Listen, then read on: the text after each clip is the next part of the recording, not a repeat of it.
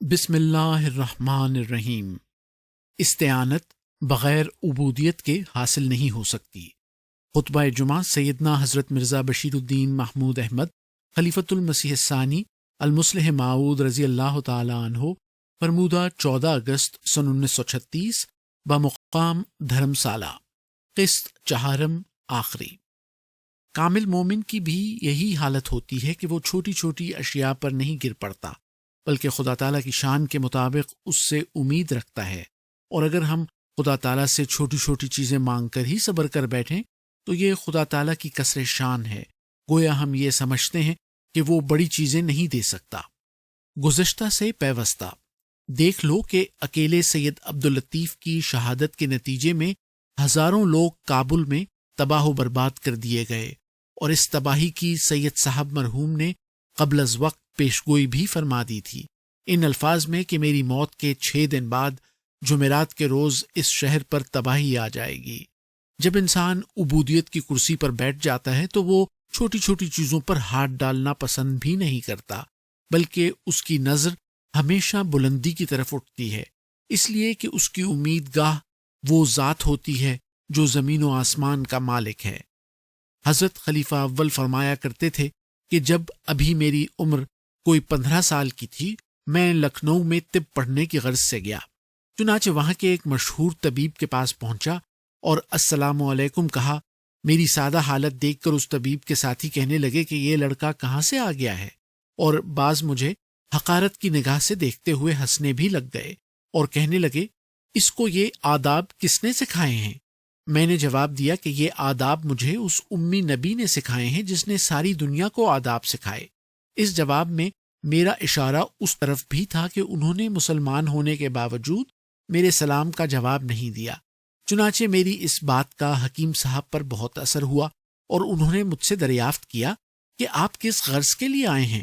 میں نے جواب دیا کہ آپ سے طب پڑھنا چاہتا ہوں۔ کہنے لگے کہ میں تو ایک عرصے سے طب پڑھانا ترک کر چکا ہوں، میں آپ کو ایک اور مشہور طبیب کی شاگردی میں داخل کرا دیتا ہوں۔ میں نے کہا کہ اگر کسی اور طبیب سے ہی پڑھنا ہے تو پھر آپ کی سفارش کی ضرورت ہی کیا ہے، میں خود ہی اس کے پاس جا سکتا ہوں۔ اس پر انہوں نے کہا کہ اچھا بتائیں آپ کس قدر طب پڑھنی چاہتے ہیں؟ مجھے اس عمر میں طب وغیرہ کا تو قطعاً کچھ علم ہی نہ تھا۔ ہاں، افلاطون کے بارے میں سن رکھا تھا کہ وہ بہت چوٹی کے حکیم ہو گزرے ہیں۔ چنانچہ میں نے جواب دیا کہ افلاطون کے برابر طب پڑھنی چاہتا ہوں۔ میں نے افلاطون کا نام لیا تو وہ ہنس کر کہنے لگے کہ اگر آپ کا منشا افلاطون کے برابر طب پڑھنے کا ہے تو ضرور کچھ نہ کچھ سیکھ ہی لیں گے۔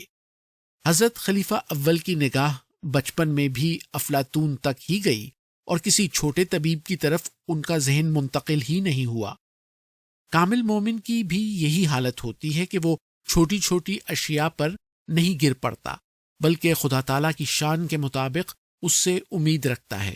اور اگر ہم خدا تعالیٰ سے چھوٹی چھوٹی چیزیں مانگ کر ہی صبر کر بیٹھیں تو یہ خدا تعالیٰ کی کثر شان ہے، گویا ہم یہ سمجھتے ہیں کہ وہ بڑی چیزیں دے نہیں سکتا۔ خدا تعالیٰ کی شان تو یہ ہے کہ وہ ہم کو جنت ارضها السماوات والارض، سورہ آل عمران آیت 134 کی امید دلاتا ہے۔ اگر کہیں سے ہم کو کروڑ روپیہ مل رہا ہو تو ہم کیوں 5 روپوں پہ راضی ہوں؟ لیکن اس کا یہ مطلب نہیں کہ مومن کو لالچ ہوتا ہے، یہ تو اللہ تعالیٰ کی طرف سے خاص عنایت ہے، اس کو لالچ نہیں کہا جا سکتا۔ مومن کا حوصلہ بہت بلند ہوتا ہے۔ حضرت خلیفہ اول فرماتے تھے کہ میرے پاس ایک غریب عورت آئی، مجھے خیال ہوا کہ اس کی کچھ امداد کر دوں۔ میں نے اس سے کہا مائی تجھے کچھ ضرورت ہو تو بتلاؤ تاکہ امداد کی جائے۔ کہنے لگی مجھے کچھ ضرورت نہیں، خدا تعالیٰ نے سب کچھ دے رکھا ہے۔ اور اس کی تفصیل یوں بیان کی کہ میرا ایک لڑکا بھی ہے اور ہم دونوں کے پاس ایک بڑا قرآن مجید ہے جس کو ہم دونوں باری باری پڑھ لیتے ہیں۔ ایک کافی بڑا لحاف ہے، اس میں ہم دونوں رات کو اکٹھے سو رہتے ہیں۔ جب مجھ کو زیادہ سردی محسوس ہوتی ہے تو میں لحاف کو اپنے اوپر اچھی طرح سے لپیٹ لیتی ہوں، اور جب میرے لڑکے کو سردی محسوس ہوتی ہے تو وہ لحاف کو اپنے اوپر ڈال لیتا ہے۔ ایک مکان ہے، اس میں ہم آرام سے گزارا کر لیتے ہیں۔ اس عورت کے نزدیک یہی اشیاء سب کچھ کے قائم مقام تھیں۔ اس کا حوصلہ بلند تھا۔ مومن کی شان یہی ہے کہ جس طرح وہ کروڑوں سے نہیں گھبراتا، اسی طرح 10 روپے سے بھی نہیں گھبراتا۔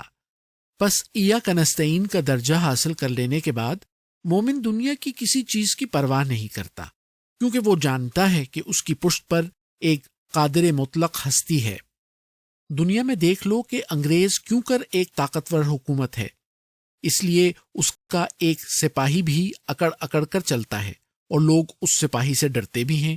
حقیقت میں وہ اس معمولی سپاہی سے نہیں ڈر رہے ہوتے، بلکہ اس سپاہی کی پشت پر جو زبردست طاقت ہے اس سے ڈر رہے ہوتے ہیں۔ تو جب ایک معمولی سی دنیاوی حکومت کا سپاہی کسی سے نہیں ڈرتا، تو کیا خدا تعالیٰ کا سپاہی اور اس کا نوکر کسی سے ڈر سکتا ہے؟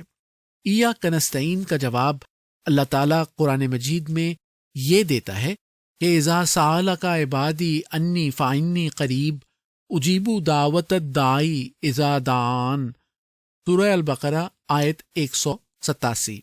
یعنی جب کوئی شخص یہ سوال کرے کہ خدا کہاں ہے تو تم اس کو کہہ دو کہ خدا تمہارے بالکل قریب ہے، تم بولو وہ آیا۔ گویا دعوت الداعی ایک سیٹی ہے جو مومن کو دی جاتی ہے۔ جس طرح ایک سپاہی سیٹی بجاتا ہے اور اس کی سیٹی کی آواز سنتے ہی اس کے افسر اس کی مدد کے لیے آن موجود ہوتے ہیں، اسی طرح جب مومن دعوت الداعی کی سیٹی بجاتا ہے، یعنی اللہ تعالیٰ کو اپنی مدد کے لیے بلاتا ہے، تو اللہ تعالیٰ فوراً اس کی سیٹی کی آواز سن کر اس کے پاس آ کر کہتا ہے کہ ہاں بتلاؤ کیا کہتے ہو، میں تمہاری مدد کے لیے آ گیا ہوں۔ پس بدبخت اور نالائق ہے وہ شخص جو اس سیٹی کے اپنے پاس ہوتے ہوئے بھی کسی سے ڈرتا ہے۔ قصوں کی کتابوں میں ایسی کہانیاں لکھی ہوتی ہیں کہ فلاں دیو فلاں شخص کو جاتا ہوا بال دے گیا اور کہہ دیا کہ اگر تم کو میری مدد کی ضرورت ہو تو اس بال کو آگ دکھا دینا، میں فوراً تمہارے پاس تمہاری مدد کے لیے آن پہنچوں گا۔ یہ تو فرضی کہانیاں ہیں، لیکن اللہ تعالیٰ نے حقیقت میں ہم کو اجیب الدعوت الداعی اذا دعان کا بال دیا ہوا ہے، جس کے ذریعے سے ہم اپنے پروردگار کو جس وقت چاہیں نہایت آسانی سے اپنی مدد کے لیے بلا سکتے ہیں۔ اور اس بال کے مل جانے کے بعد بھی اگر کوئی شخص اپنے دل میں خوف رکھتا ہے تو وہ ازلی شقی اور پاگل ہے۔ اور اللہ تعالیٰ کو پکارنا بعض اوقات اس طور پر بھی ہوتا ہے کہ ہم اس کی راہ میں مارے جائیں یا اور قسم کے مصائب ہم پر ٹوٹیں۔ تو جب ہم اس کی راہ میں مارے جائیں گے تو یہی ہماری طرف سے خدا تعالیٰ کو پکارنا ہوگا اور خدا تعالیٰ فوراً ہماری مدد کو آئے گا۔ بعض اوقات اللہ تعالیٰ خوف کے ذریعے سے ہی انسان سے اپنے آپ کو آواز دلواتا ہے، لیکن اس آواز کے آتے ہی اس انسان کے پاس جانے میں دیر نہیں کرتا اور آتے ہی دنیا کا نقشہ بدل دیتا ہے، حکومتوں کو تبدیل کر دیتا ہے اور اس طرح مومن کو ترقی دیتا ہے۔ کیا اگلے زمانے میں اللہ تعالیٰ مومنوں کو ان کی تجارت، نوکریاں بڑھا دینے سے ترقی دیا کرتا تھا؟ نہیں، بلکہ ان سے مالی اور جانی قربانیاں لے کر اور ان کو شدید امتحانوں میں ڈال کر ترقی دیا کرتا تھا۔ ہاں، جب مومن اس امتحان میں پاس ہو جاتا ہے تو وہ اس مقام پر پہنچ جاتا ہے کہ اللہ تعالیٰ کی غیرت اس کی مدد کے لیے جوش میں آتی ہے اور دنیا کو بتا دیتی ہے کہ جس شخص میں کامل عبودیت پیدا ہو جائے اس کو اللہ تعالیٰ کی طرف سے استعانت حاصل ہوتی ہے، اور اس ایک شخص کے بدلے میں خدا تعالیٰ دنیا کو زیر و زبر کرنے کے لیے تیار ہو جاتا ہے۔